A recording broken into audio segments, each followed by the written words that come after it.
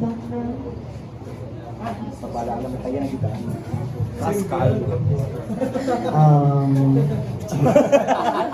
I think that's the most difficult question.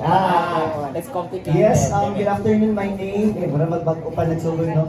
I am Dandy Sisumoson. I am a special science teacher too at Philippine Science High School, Central Mindanao Campus. I am teaching English 3 and academic writing, grade 11.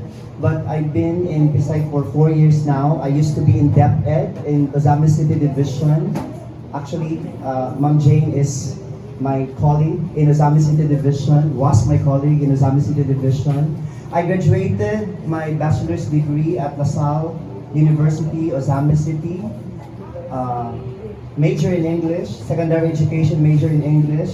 I earned my master's at Bukidnon State University as a DepEd scholar. I am currently taking my PhD major in research and evaluation at Northwestern Mindanao. What else? I'm single. But it's complicated. Always ready to mingle, but nobody is interested. I used to be a work scholar when I was in college. Okay? If you're going to write a feature article, I used to be a work scholar because my parents could not afford to send me to school, so I had to wake up very early in the morning to clean the classrooms of LaSalle University. I've been doing that for 4 years.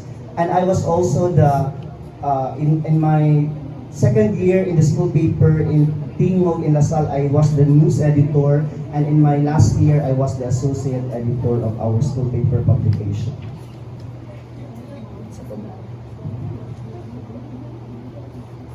Follow-up question. Follow up. Sige, ikaw isa. Figurean pa. Sige, last two na lang.